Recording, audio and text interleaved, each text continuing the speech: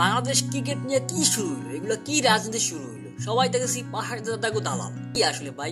ক্লাবের সভাপতি মিঠুন সে খেলা বয়কট করছে, সে জনসভা করছে নাজমুলকে পদত্যাগ করার জন্য। আমাদের দেশে আসলে হয়েছে কি, যে ভালো মানুষ যে দেশের জন্য কিছু কইতে হয়, দেশের কথা বলে তারই বাদ দিয়ে দেয়, তারই পতন চায়। কারণ ওই যে সত্য কথা বলে, সত্য কথা বললেই তার বাদ নেই আমাদের দেশে। এটাই হচ্ছে আসল বাস্তব কাহিনী। তারা বিপিএল খেলা বয়কট করছে, বিপিএল খেলা বয়কট করে তারা সমাবেশ করে, এটা করে ওইটা করে। তারা এখন আনলিমিটেড দিচ্ছে, যদি নাজমুলকে পদত্যাগ না করে এবং সবার সাথে ক্ষমা না চায়, তাহলে তারা বিপিএল খেলবে না। বিসিবি অনর চির অনির্দিষ্টকালের জন্য বিপিএল খেলা বন্ধ করে দিয়েছে।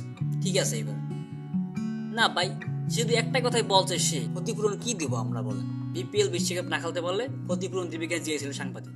ক্ষতিপূরণ কি দিব সে বলছে এটাই। তারা তো কোনো সফল অর্জন করতে পারে না। এটাকে চ্যাম্পিয়ন ট্রফি, এশিয়া কাপের ট্রফি, কিছুই আনতে পারো না। শুধু তারা যায় অংশগ্রহণ করে আর তারা টাকাই দেয়। এমন তো না তারা টাকার বিনিময়ে ছাড়া খেলে, এই কথাটা বলছে। এই কারণ তার খারাপ হয়েছে বলা, ইডা ওইডিয়া কমা সাইতে প্রকাশ্যে কত কি। আসলে এরা টাকার কাছে বিক্রি, এই দেশের কাছে না। দেশের জন্য কিছু করে না, শুধু টাকার জন্য এরা করে।